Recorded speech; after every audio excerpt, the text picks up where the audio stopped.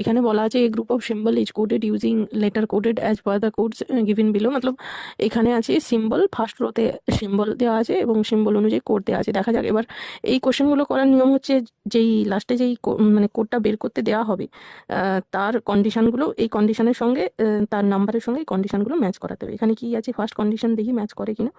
এখানে লেখা আছে if the first element is symbol, হ্যাঁ সিম্বল আছে, and the last and odd number, last and odd number নেই, সুতরাং এটা একটা সিম্বল, সুতরাং ফার্স্ট কন্ডিশন হবে না। এবার দেখা যাক আমরা তাহলে কন্ডিশন কি আছে সেটা দেখবোই না, যদি ম্যাচ না করে কন্ডিশন তাহলে কন্ডিশনে কি দেওয়া আছে সেটা দেখবোই না। সেকেন্ড কন্ডিশন কি আছে না, if the element is an odd number and the last an is even number.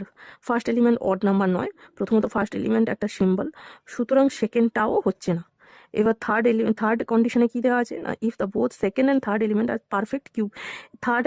Second and থার্ডে পারফেক্ট কিউব আছে কিনা, পারফেক্ট কিউব নেই, কারণ আর তো পারফেক্ট কিউব হতেই পারে না, নয় তো পারফেক্ট স্কোয়ার কিউব নয়, সুতরাং তিনটে ম্যাচ করবে না। এবার আসি নোটে লেখা আছে যেখানে if none of the condition are applied coded for the respectively number are symbol to be follow directly as the given table. যদি ম্যাচ না করে কোনো কন্ডিশন, সুতরাং ডাইরেক্টলি সিম্বলের যা কোড দেওয়া আছে, নাম্বার আর সিম্বলের যা কোড দেওয়া আছে সেটাই বসবে।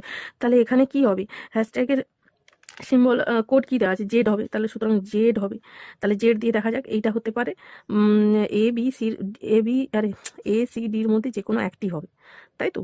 তাহলে আটে দেখা যাক আটের কোড কি দেওয়া আছে, আটের কোড আছে বি, তাহলে বি দিয়ে এইটা আছে আর এইটা আছে, সুতরাং সি আর ডির মধ্যে যে কোনো একটি হবে। তাহলে নয়ের কোড কি আছে দেখা যাক, নয়ের কোড আছে ওয়াই, তাহলে শুধুমাত্র ডি হচ্ছে এর আনসার, এর রাইট আনসার কি হবে, তাহলে ডি হবে। বোঝা গেল? তাহলে তোমরা আরেকটা কাজ